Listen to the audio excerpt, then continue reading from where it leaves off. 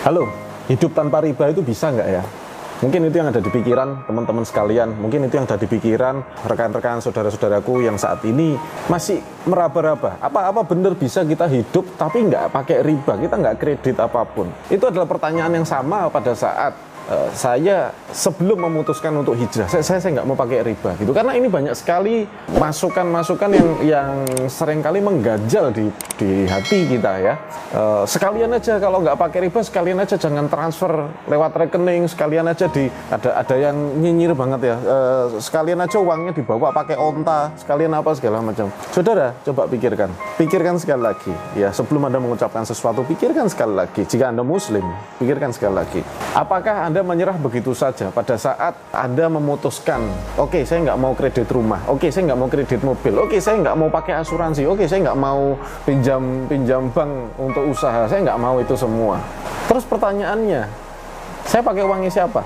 Itu yang jadi pertanyaan mendasar sebetulnya pada saat kita merencanakan mau meninggalkan riba, karena sistem ekonomi kita memang ekonomi yang sudah ribawi gitu. Ekonomi ini kita memang nggak bisa kalau mau dibikin seperti zamannya Nabi, ya nggak bisa gitu ya, karena memang sudah seperti itu. Dan kalau kita terus mengkritisi apa yang sedang terjadi, Anda tidak sedang memberikan solusi untuk diri Anda sendiri. Tepatnya sebelum 2012 saya berbisnis dan saya pakai uang bank, saya leasing, saya kredit macam-macam. Berat mas, berat. Bisa bayar nggak? Bisa.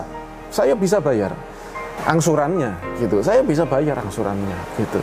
Tapi setelah 4 tahun saya jalankan, kenapa kok capek gitu, kenapa kok hidup saya gini-gini terus ya. Besok udah ada jatuh tempo, besok ada jatuh tempo lagi, barusan dapat duit, besok jatuh tempo lagi, baru dapat duit, besok jatuh tempo lagi. Jadi uang itu cepet banget ngalirnya gitu. Kita mau sedikit mengalokasikan untuk kita, untuk keluarga, itu masih tunda lagi dan seterusnya. Dan itulah yang membuat saya kemudian memutuskan untuk berhijrah. Gampang nggak kira-kira? Enggak. Serius, hijrah dari riba itu nggak gampang. Itu yang saya lakukan. Dan itu tidak mudah, itu perlu pertimbangan antara saya dengan keluarga, betul-betul digodok matang-matang. Bener nggak sih kita mau hijrah dari riba? Rela nggak kalau kita nggak naik mobil lagi? Rela nggak kalau kita pindah rumah ke satu kamar dan serba ngepres semuanya gitu? Kenapa? Karena saya harus ikhlaskan bisnis saya, karena kalau nggak ada modal lagi, ya kita nggak bisa top up bank lagi, bisnisnya nggak jalan. Kita terpaksa nggak pakai mobil lagi. Mobil saya ada beberapa, saya jualin semuanya, jual rugi. Serius, itu yang saya lakukan, dan itu adalah pengorbanan, saudaraku ya. Apakah semuanya terbayar? Ya, alhamdulillah. Saya katakan pada Anda ya, Allah itu tidak pernah merugikan hambanya. Jadi kalau Anda sedang ragu-ragu saat ini mau hijrah atau mau nggak hijrah, saya ingatkan pada Anda, Allah tidak mau merugikan hambanya. Saya yakin sekali itu. Dan cuman itu modal saya. Jadi ketika 2012 lalu saya memutuskan, oke lah, ini kita lepas, bisnis ini kita tutup, yang ini kita tutup, yang itu kita tutup. Balik dari nol. Anda bayangkan, tidak ada pekerjaan, tidak ada bisnis. Hidupnya gimana Mas Ali? Tidak takut saya tidak ada takut-takutnya gitu. Kenapa? Karena sudah niat bulat. Waktu itu anak saya masih 1. Makanya anak saya yang kedua itu saya namakan Azam. Azam itu adalah tekad yang bulat gitu. Karena saat itu adalah saat-saat di mana saya dan istri itu betul-betul bertekad bulat dan serius. Itu tidak mudah. Saya nggak bilang hijrah dari riba itu sesuatu yang mudah gitu. Terus ada yang ngomong, ya kalau dulu aku ngomong saya nggak mau pakai riba. Apaan nggak pakai riba? Zaman begini gimana nggak pakai riba? Jangan sok suci lah gitu. Ya, orang pada ngomong gitu saat itu. Oke, ketika saya ngomong, jangan pakai riba, kawan-kawan jangan pakai riba. Iya, kamu nggak pakai riba, hidupmu susah gitu. Saya mana mau hidup susah begitu. Itu kata mereka gitu. Kemudian saya lanjutkan terus. Oke, saya lanjutkan terus. Allah menunjukkan, ya Allah memberikan rizki pada saya dan keluarga. Kemudian bisnis saya mulai berkembang. Ya, Anda boleh percaya, terserah Anda tidak percaya juga, saya nggak rugi. Saya tidak mencari kepercayaan siapapun hari ini. Saya cuma cerita aja apa yang saya alami. 2012 lalu, ya bulan Oktober, modal saya habis. Saya nggak punya apa-apa sudah. Saya pindah rumah ke rumah yang lebih kecil. Saya nggak ada mobil lagi. Cuman pakai motor. Kemudian saya mulai memproduksi sesuatu. Saya mulai jualan A, B, C, D. Saya jualan. Berhasil nggak mas? Enggak juga. Ya cukup paling cuma untuk makan. Saya pulang buat beli beras dan seterusnya. Ya kadang-kadang orang beli itu cuma karena kasihan sama saya. Itu 2012 lalu. Jadi bulan Oktober itu tepatnya saya muter duit 900.000. Ya, kemudian saya membuat sebuah produk, yaitu penghemat BBM. Saya nggak mau promosikan produk saya cuma mau cerita kisah saya. Kemudian saya jual sana sini, Allah menunjukkan jalannya. Itu aja sih, gitu. Sehingga bulan Maret omset saya 1,4 miliar. Kok gampang banget mas? Saya ngomong gampang sopo? Nggak gampang itu. Nggak gampang itu. Emang tidur sehari cuma 2 jam, 3 jam itu gampang? Nggak gampang. Emang orang lain pada istirahat, saya masih di tengah jalan, emang gampang? Nggak gampang. Gitu. Dinyinyirin orang emang gampang? Nggak gampang, saudara sekalian. Ya, problemnya adalah mau lakukan atau tidak. Kalau menunjukkan omset saya besar, saya belum pernah terima uang segitu saat itu. Ya, itu pertama kalinya. Gitu. Nah, saya cuma mau tunjukkan pada Anda, maksud saya gini loh, apabila Anda saat ini sedang ragu, Anda mau hijrah dari riba, kalau tidak bisa total, ya minimal kita mengurangi lah.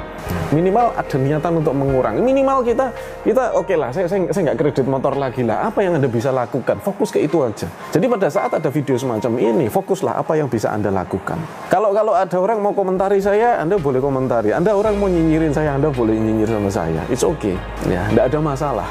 Gitu, karena saya hanya bercerita apa yang sedang saya lakukan.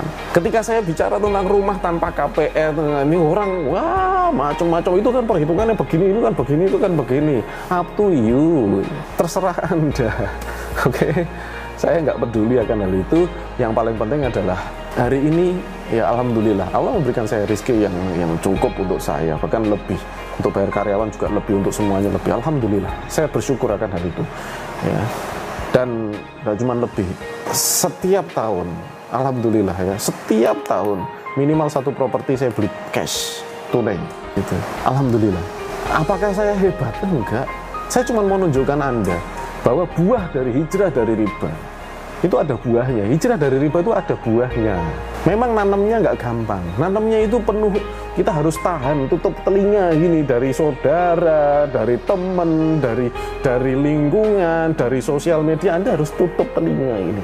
Dan itu yang saya lakukan, menutup telinga. Kalau telinga saya sudah ditutup, nanti istri saya telinganya juga harus ditutup lagi. Nanti saya tutup telinga istri saya, kuping saya ingin lagi ya, saya tutup lagi. Godaannya dari sana, dari sini, dari sana, dari sini. Jadi saya tidak mengatakan itu mudah. Sekali lagi, hijrah dari riba bukan sesuatu yang mudah, tetapi ada buahnya, ya, ada buahnya.